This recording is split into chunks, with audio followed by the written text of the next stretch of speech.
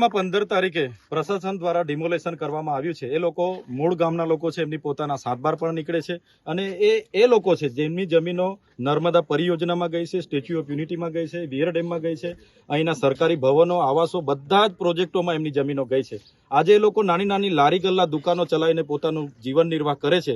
ત્યારે ઉદ્યોગપતિઓના, હોટલ મોટલોના માલિકોના ઇશારે જે ડિમોલેશન થયેલું છે એનો અમે વિરોધ કરીએ છીએ.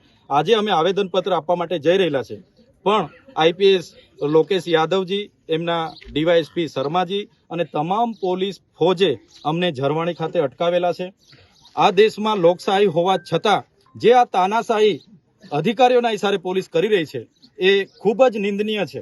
આજે એક ધારાસભ્ય તરીકે અમારા અધિકારે અમે આવેદનપત્ર આપવા માંગીએ છીએ, એની પણ રજૂઆત આ લોકો કરવા દેતા નથી. એટલે આજે દેશ કઈ દિશા તરફ જઈ રહેલો છે એ આપણે સૌએ જાણવું પડશે. જો આ લોકોને ન્યાય નહીં મળશે, આવનારા દિવસોમાં અહીંયા સીએમના કે પીએમના તમામ કાર્યક્રમોનો અમે બહિષ્કાર કરીશું. વિશ્વ આદિવાસી દિવસ પણ અહીંયા ઉજવાશે, વિશ્વ અધિકાર દિવસ પણ આવનારા દિવસોમાં ઉજવાશે. તમામ રચનાત્મક કાર્યક્રમો જો આ લોકોને ન્યાય નહીં મળશે તમારા ચાલુ રહેશે. શું કહે છે પોલીસ? પોલીસ અમને અહીંથી જવા નથી દેતી. અમારા તમામ આગેવાનોના ઘરે રાત્રેથી પોલીસ મૂકી દેવા, મારા ઘરે પણ 10 થી 15 પોલીસ મૂકવામાં આવી છે.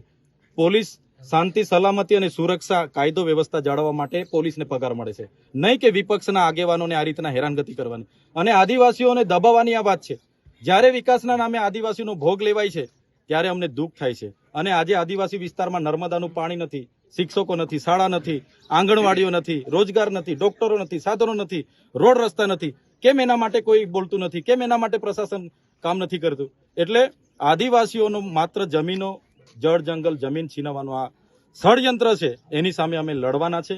પોલીસનો ઉપયોગ થશે કે મિલિટરીનો ઉપયોગ થશે, આવનારા દિવસોમાં જે પણ મોરચે લડવું પડશે, સડકથી લઈને સદન સુધી અમે લડીશું. અમે ડેડિયાપાડાથી ઝરવાણીના રોડ પર આવ્યા અને આગળ અમને અટકાવવામાં આવ્યા, એટલે અમે ત્યાંથી પગદંડી અહીંયા ચાલીને આવ્યા છે. અહીંયા પણ અમને અટકાવવામાં આવ્યા છે. અમારી સાથે ટીંગાટોળી કરવાની પ્રયાસ હતો. પોલીસને અમે રિસ્પેક્ટ કરીએ છીએ, એમનો કાયદો વ્યવસ્થા એ લોકો જાળવે અને અમે અમારી રજૂઆત કરવા જઈએ, એ જ અમારી માંગણી છે. પણ પોલીસ આજે પણ ટાઈમ પાસ કરે છે, હમણાં પણ 2 કલાકથી જોઈએ છે. અમે તો અહીંયા જ રહેવાના છે, આવેદન આપ્યા વગર અમે જવાના નથી. પરમિશનની વાત કરીએ તો પરમિશન માટે શું કીધું પોલીસે? આવેદન પત્ર આપવા માટે આ લોકશાહીમાં પરવાનગીની જરૂર જ નથી રહેતી, છતાં પોલીસના કહેવાથી અમે પરવાનગી પણ માગી, પણ પ્રશાસને અમને પરવાનગી આવેદન પત્ર આપવા માટે નથી આપી.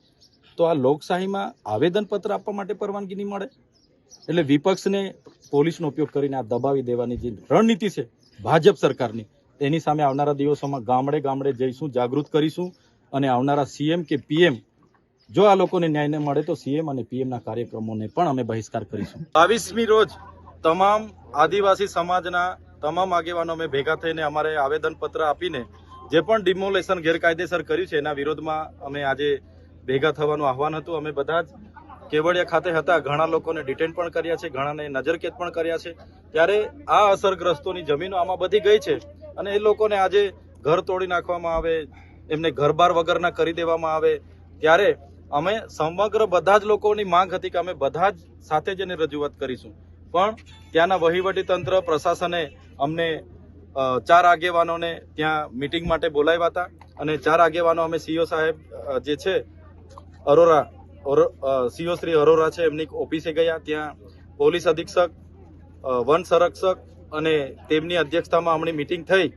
ત્યારે અમારી અડધો કલાક જેટલી ત્યાં આખી ચર્ચાઓ થઈ એક એક મુદ્દાની. તો એમણે હાલ તો અમને આશ્વાસન આપ્યું છે કે 6 દિવસ અઠવાડિયા દરમિયાન અમારા જે પણ પેકેજો હશે, જે પણ લોકોના ઘરો તૂટ્યા હશે અને એના પોતાના પુરાવા હશે અને રેગ્યુલર હશે, તો એનું જે પણ વળતર આપવાનું થશે તે સરકારની ધારાધોરણ મુજબ અમે વળતર આપીશું, એવું અમને એમણે જણાવ્યું છે. સાથે સાથે એમનું કહેવાનું એવું હતું આજે કે એ જમીન 1970માં સંપાદન થયેલી જમીન છે અને એ જમીન સંપાદિત છે, એના પાસે અમારા પાસે પુરાવા ને બધું છે. તો અમે એમણે એવું કીધું કે તમારી પાસે જો પુરાવાને કોણે વળતર લીધું, કોને આપ્યું છે એ તમારી પાસે હોય તો અમને તમે આવનારા દિવસોમાં આપજો. તો દિન 6 અઠવાડિયા બાદ એમણે તમામ પુરાવા અને જે લોકોના તોડેલા છે ને કદાચ એમની પાસે પોતાની માલિકીના ઘર તૂટી ગયા છે તો એમને વળતર આપવાની પણ એમણે અમને આજે આશ્વાસન આપ્યું છે. તો જોઈએ છે અમે આ લોકોને ન્યાય માટે આવનારા દિવસોમાં કાર્યક્રમો ફરી પણ આવા મોટા આપવાના થશે તો અમે આપીશું અને અમારા લડત જે છે એ સડકથી લઈને સદન સુધી ચાલશે.